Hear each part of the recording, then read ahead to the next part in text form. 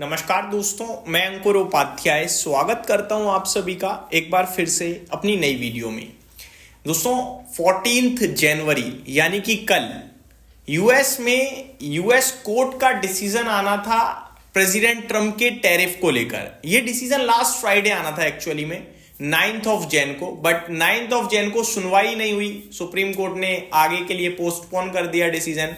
फिर कहा कि 14 जनवरी को डिसीजन आएगा। तो सब लोग बेसब्री से इंतजार कर रहे थे कि डिसीजन में क्या आता है। मैं आपके बेस क्लियर करने के लिए बताना चाहूंगा कि डिसीजन था ये कि जो प्रेसिडेंट ट्रंप टैरिफ दुनिया भर पे लगातार लगा रहे हैं, ये अथॉरिटी उन्हें मिलनी चाहिए।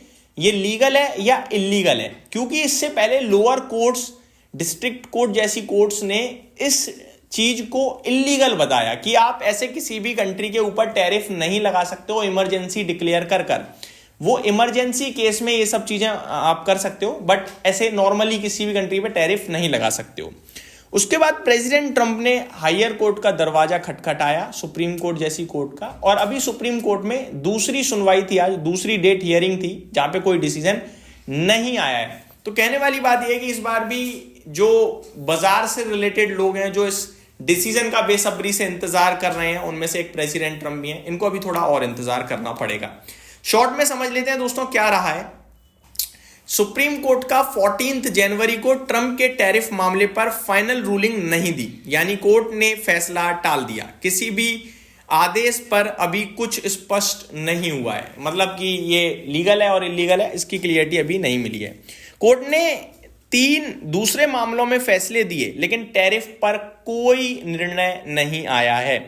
नॉर्मली बाजार का यह मानना है कि प्रेसिडेंट ट्रंप के टैरिफ को सुप्रीम कोर्ट लीगल मान लेगा। क्यों मान लेगा? क्योंकि सुप्रीम कोर्ट के जो जजेस हैं वो पॉलिटिकल पार्टी से ही होते हैं। जो पॉलिटिकल पार्टी एक्शन में होती है, लीडरशिप में होती है, उस पार्टी के ज्यादा मेंबर्स होते हैं।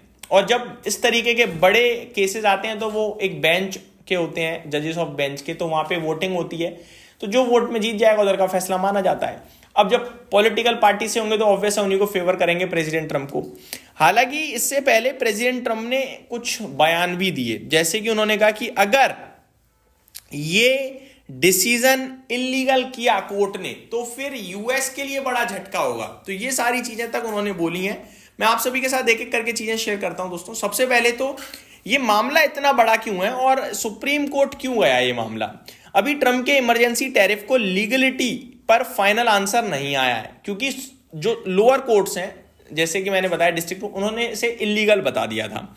ट्रंप ने 2025 में भारी ग्लोबल टैरिफ लगाए थे under international emergency economic power act IEEPA के तहत, और ये कोई इमरजेंसी नहीं थी टैरिफ लगाना, तो इसको इलीगल बताया गया। काफी आलोचक जो थे उन्होंने इसकी आलोचना की।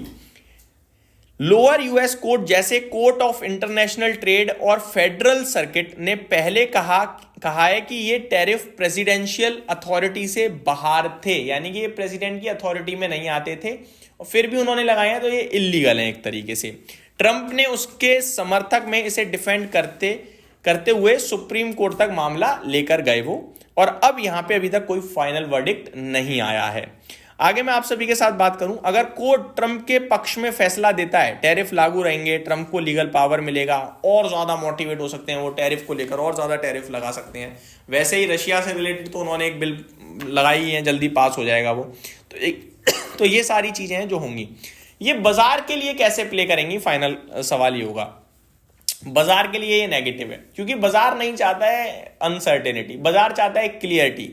आज भी बाजार को कोई क्लियरिटी नहीं मिली कि भैया ये टैरिफ लगेगा, लीगल है इलीगल है। बाजार को पता है कि फैसला जहां तक है या तो लीगल ही आएगा कि यहाँ है पावर प्रेसिडेंट के पास, लेकिन फिर भी बाजार चाहता है हाथ हो जाए, क्लियर तो हो जाए। ऊपर से अभी तो यूएस ईरान का मामला अलग चल रहा है। तो कहने वाली बात यह, बाजार बहुत ज्यादा अनिश्चितताओं में घिरा हुआ है, और इन सारी चीजों का इंपैक्ट पूरी दुनिया में केवल और केवल भारत पे ही रहा है। बाकी दुनिया में किसी को रत्ती भर फर्क भी नहीं पड़ रहा है, चाहे फैसला आए ना आए। यूएस ईरान को उड़ा दे या ईरान डिफेंड कर ले या ईरान हमला कर दे, कुछ भी हो जाए, कहीं कोई फर्क नहीं पड़ रहा, केवल भारतीय बाजार गिर रहा है। तो ये जो दुनिया में हो रहा है उसकी वजह से तो मैं नहीं कहूंगा कि भारत का बाजार गिर रहा है। भारत का बाजार गिर रहा है तो उसके पीछे है सेलिंग एकमात्र ऐसा कारण है जो मुझे दिख रहा है। हालांकि रिजल्ट सीजन शुरू हो गया है, शायद एफआईआईज की आंखें खुल जाएं या फिर सरकार की आंखें खुल जाएं, मैं ये भी कहूंगा, क्योंकि गवर्नमेंट जब तक बजट में कुछ एफआईआईज के लिए नहीं करता तब तक मुझे लगता है एफआईआईज नहीं मानने वाले। मुझे लगता है एफआईआईज बहुत सीरियसली ले गए हैं। फाइनेंस मिनिस्टर निर्मला सीतारमन जी का वो कमेंट जहां पे उन्होंने कहा था अब हमें फॉरेन इन्वेस्टर्स की जरूरत नहीं है, अब उन्हें पता चल रहा है कि जरूरत है भाई, बहुत जरूरत है। तो कमेंट वापस ले लो, कमेंट तो खैर वापस ले लिया, बट ये जो सिक्योरिटी ट्रांजैक्शन टैक्स है या long term capital gain tax है, इनमें से कहीं तो राहत देनी पड़ेगी और समय आ गया है और ये होना भी चाहिए देखा जाए तो, क्योंकि आपने हमसे झूठ बोल के दो टैक्स लगा दिए। जब सिक्योरिटी ट्रांजैक्शन टैक्स था तो आपने कहा long term capital gain tax लाएंगे और वो हटा देंगे, अभी आपको दोनों टैक्स खाने की आदत पड़ गई है। तो कहीं ना कहीं सरकार को भी सोचना चाहिए कि इतना तो कमाई नहीं हो रही है जितना आप टैक्स के रूप में ले रहे हो, प्लीज कुछ कहीं राहत दो। तो ये मेरी तरफ से अपडेट थी, उम्मीद करता हूँ डिटेल्स पसंद आई होंगी। Thank you so much for watching this video, have a great day guys.